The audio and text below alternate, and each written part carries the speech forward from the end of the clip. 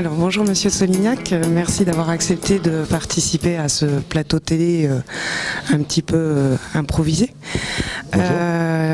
Donc vous venez justement de faire un discours concernant les 20 ans des inforoutes. Est-ce que vous pourriez nous donner votre point de vue aujourd'hui sur votre sentiment par rapport à la numérisation de la société à l'heure actuelle, s'il vous plaît? Je crois qu'on en est à un tournant, c'est-à-dire qu'aujourd'hui, un certain nombre de territoires, dont l'Ardèche, sont équipés des infrastructures nécessaires pour imaginer les usages de demain et la construction de cette société du numérique. Souvent, je suis tenté de reprendre l'expression publicitaire utilisée par une grande marque de voitures, c'est à vous d'inventer la vie qui va avec. C'est-à-dire que nous avons aujourd'hui les outils, maintenant à nous d'imaginer plus encore, même s'il y en a beaucoup qui ont été mis en place, les usages et les services dans un certain nombre de domaines. Et je crois que là, la place est à l'audace, à l'expérimentation, à l'innovation. Le CIVU doit faire partie de celles et ceux qui sont capables d'accompagner les élus, parce que les élus seuls ne peuvent pas être en capacité de produire et d'imaginer tous les services et tous les usages de demain. Et donc de ce point de vue-là, je pense que nous sommes à l'aube d'une ère nouvelle qui va nous permettre, dans tout un tas de secteurs, dans l'éducation, la culture, l'économie, la santé, de développer et de rentrer pleinement dans cette ère du numérique. Merci. On considère, on entend aujourd'hui que la fracture numérique est presque résolue. Maintenant, le Conseil national du numérique a émis un rapport en faisant état justement du nouvel enjeu qui est l'e-inclusion. Pensez-vous aujourd'hui effectivement que la fracture numérique est résolue? Quel est le rôle aujourd'hui d'acteurs tels que le département ou le syndicat des inforoutes pour permettre à tout un chacun justement d'inventer la vie qui va avec? Non, je ne crois pas que l'on puisse dire raisonnablement que la fracture du numérique est résolue.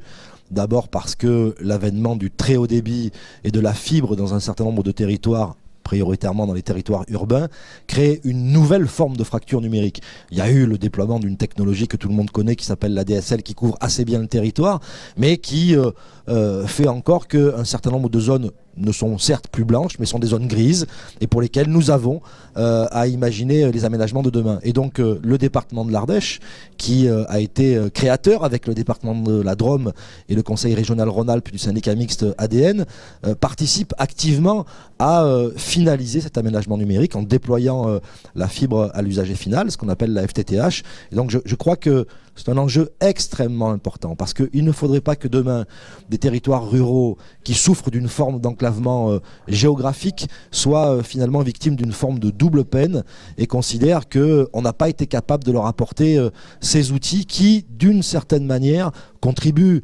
à permettre de se désenclaver. Voilà. Et donc je crois que le travail est encore devant nous.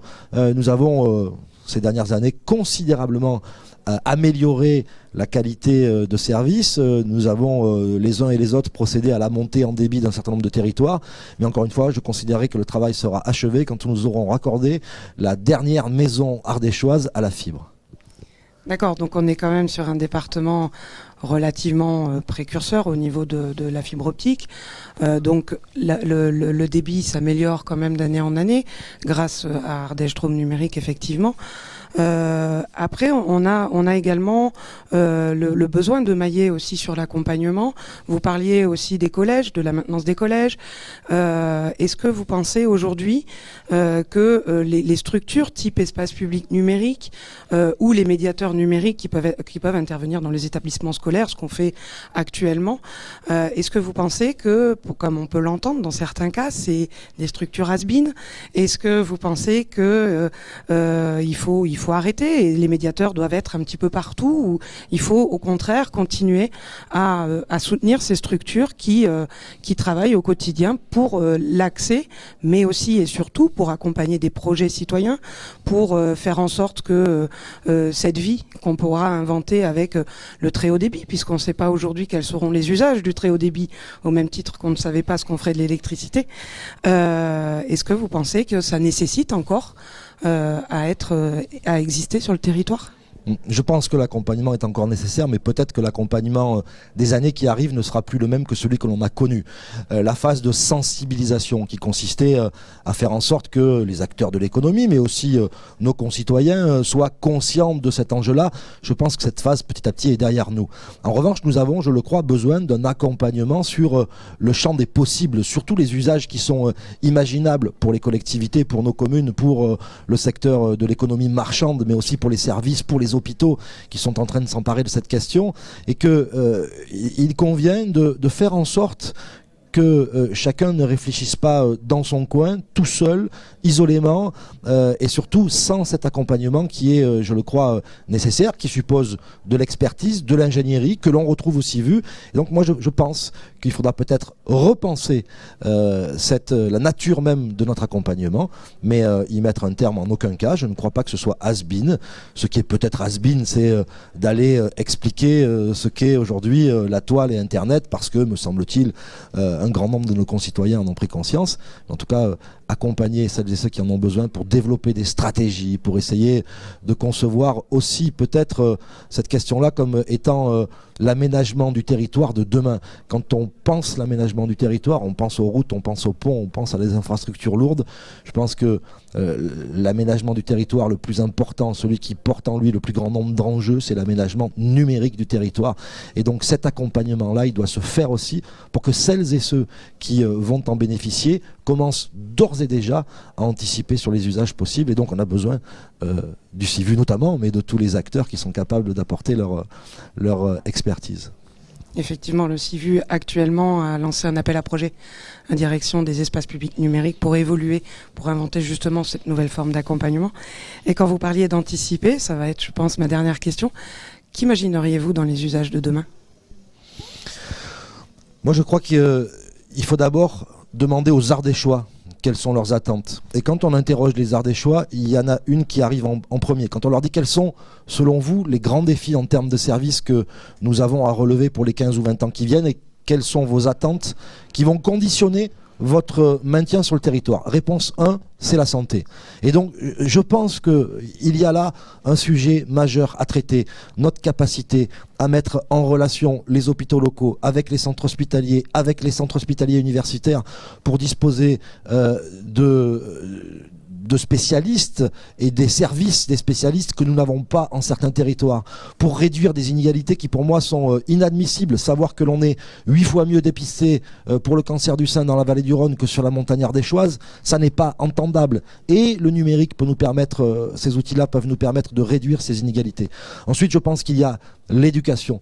Le seul investissement qui vaut réellement, enfin il y en a d'autres, mais celui qui de mon point de vue est prioritaire, c'est dans l'éducation. Il n'est pas admissible qu'un jeune qui naisse à un endroit ait moins de chances d'accéder à des études supérieures qu'un autre qui naîtrait dans un autre endroit. Et en l'occurrence là, je pense qu'on ne peut pas admettre qu'un jeune ardéchois puisse avoir moins de chances de faire ses études supérieures qu'un jeune lyonnais.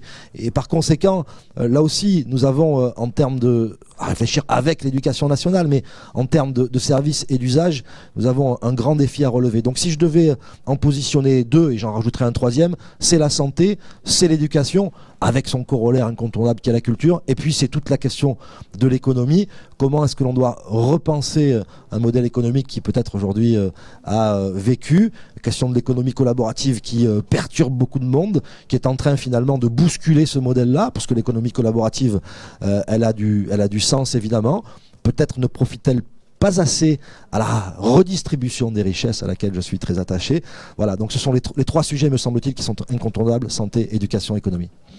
Donc on voit que 20 ans après, la question de l'éducation, puisque c'était un petit peu un des buts du syndicat des inforoutes d'équiper les écoles, on voit que 20 ans après, la question se pose encore.